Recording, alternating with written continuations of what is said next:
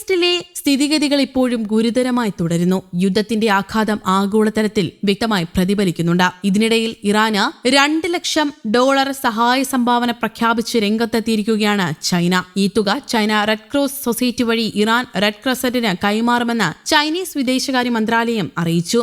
മനുഷ്യത്വത്തിന്റെ ആത്മാവിൽ ഇറാനിലെ ജനങ്ങൾക്ക് ദുഷ്കരമായ സാഹചര്യങ്ങളെ മറികടക്കാൻ ആവശ്യമായ പിന്തുണ തുടർന്ന് നൽകുമെന്നാണ് ചൈന അറിയിച്ചിരിക്കുന്നത്. ഇറാന്റെ പുതിയ പരമോന്നത നേതാവായി ചുമതലയേറ്റ മുജ്തബ ഖമനേയിയെ ലക്ഷ്യം വെച്ചുള്ള നീക്കങ്ങളിൽ നിന്ന് ഇസ്രയേലും അമേരിക്കയും പിന്മാറണമെന്നും ചൈനയുടെ കടുത്ത താക്കീതുണ്ടായിരുന്നു. മുജ്തബ ഖമനേയിക്കെതിരെ എന്തെങ്കിലും തരത്തിലുള്ള പ്രത്യാഘാതങ്ങൾ ഉണ്ടായാൽ അത് മേഖലയിലെ സമവാക്യങ്ങളെ പൂർണ്ണമായും മാറ്റിവരയ്ക്കുമെന്നും ചൈന വ്യക്തമാക്കിയിരുന്നു. മറ്റ് രാജ്യങ്ങളുടെ ആഭ്യന്തര കാര്യങ്ങളിൽ ഇടപെടുന്നതിനെ ചൈന എതിർക്കുന്നുണ്ട്. ഇറാന്റെ പരമാധികാരം, സുരക്ഷ, പ്രാദേശിക സമഗ്രത എന്നിവയെ ബഹുമാനിക്കണം. വിദേശകാര്യ മന്ത്രാലയ വക്താവ് ഗുവോ ജിയാഗുൻ പറഞ്ഞതായിരുന്നു ഈ വാക്കുകൾ. ആയത്തുള്ള അലി ഖമനേയി വിയോഗത്തിന് ശേഷം അധികാരമേറ്റ മുജ്തബ ഖമനേയിയെ ലൈറ്റ് വെയ്റ്റ് എന്ന് വിശേഷിപ്പിച്ച ഡൊണാൾഡ് ട്രംപിനും അദ്ദേഹത്തെ വധിക്കുമെന്ന പരോക്ഷ ഭീഷണി മുഴക്കിയ ഇസ്രയേൽ പ്രതിരോധ മന്ത്രിക്കും മറുപടിയായാണ് ചൈന അന്ന് ഈ പ്രതികരണം നടത്തിയത്. ഓപ്പറേഷൻ എപ്പിക് ഫ്യൂറി ഉൾപ്പെടെയുള്ള സൈനിക നീക്കങ്ങളുമായി അമേരിക്കയും ഇസ്രയേലും മുന്നോട്ടു പോകുന്ന സാഹചര്യത്തിൽ ഇറാന്റെ പരമാധികാരത്തിൽ കടന്നുകയറാൻ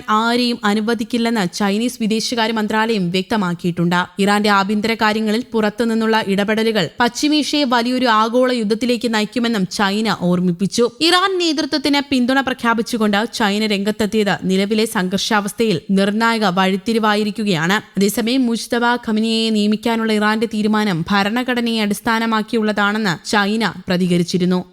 ഇസ്രയേൽ ആക്രമണത്തിൽ ആയത്തുള്ള അലി ഖമനേയി കൊല്ലപ്പെട്ട ഒരാഴ്ചയ്ക്ക് ശേഷമാണ് പുതിയ തിരഞ്ഞെടുപ്പ് നടന്നത്. അതേസമയം ഇറാനിലെ എണ്ണപ്പാടങ്ങളുള്ള ഖാർക്ക് ദ്വീപിൽ കനത്ത ബോംബാക്രമണം നടത്തിയിരുന്നു. ഇതും വലിയ വിവാദങ്ങൾക്ക് വഴിവച്ചിരുന്നു. ഇറാന്റെ 90% അസംസ്കൃത എണ്ണ കയറ്റുമതിയും നടക്കുന്ന ടെർമിനൽ ഇവിടെയാണ്. ഖാർക്ക് ദ്വീപിലെ മുഴുവൻ സൈനിക കേന്ദ്രങ്ങളും നശിപ്പിച്ചെന്ന് ട്രംപ് അവകാശപ്പെട്ടു. അടുത്ത ഘട്ടത്തിൽ റിഫൈനറികളെ ലക്ഷ്യമിടുമെന്നും ട്രംപ് മുന്നറിയിപ്പ് നൽകിയിരിക്കുകയാണ്. മര്യാദയുടെ ഭാഗമായി ഇപ്പോൾ എണ്ണ കേന്ദ്രങ്ങളിൽ ബോംബ് ഇട്ടിട്ടില്ലെന്നാണ് ട്രംപ് പറയുന്നത്. കപ്പലുകളെ ആക്രമിക്കുന്നത് തുടർന്നാൽ എണ്ണ കേന്ദ്രങ്ങളിലും ബോംബിടുമെന്ന് ട്രംപ് ഭീഷണി മുഴക്കി. എണ്ണ വ്യാപാരത്തിൽ നിർണായകമായ ദ്വീപുകളെ ആക്രമിച്ചാൽ യുദ്ധത്തിൽ ഇതുവരെയുള്ള എല്ലാ നിയന്ത്രണവും കൈവിടുമെന്ന് ഇറാനും മുന്നറിയിപ്പ് നൽകിയിരുന്നു. പേർഷ്യൻ ഉൾക്കടലിൽ അക്രമികളുടെ രക്തമൊഴുകുമെന്നാണ് parliament speaker Mohammad Bagher Ghalibaf പറഞ്ഞത്. ഖാർക്ക് ദ്വീപിനെ ആക്രമിച്ചതോടെ യുദ്ധം കൂടുതൽ രൂക്ഷമായേക്കും. ഈ സാഹചര്യത്തിൽ US സൈന്യത്തിന്റെ പ്രതിരോധ ആക്രമണ കപ്പലായ USS ട്രിപ്പോളി ഹോർമൂസ് കടലിടുക്കിലേക്ക് പുറപ്പെടുകയാണ്. 2000 നാവികസേനാ അംഗങ്ങൾ കപ്പലിൽ പുറപ്പെടുമെന്നും വാർ സെക്രട്ടറി അനുമതി നൽകിയെന്നും US മാധ്യമങ്ങൾ റിപ്പോർട്ട് ചെയ്യുന്നു.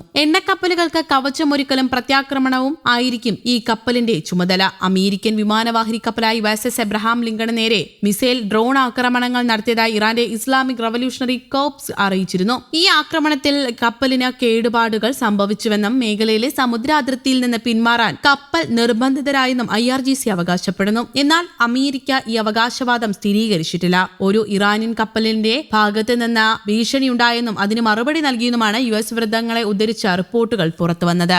News desk, Kerala Kaumudi.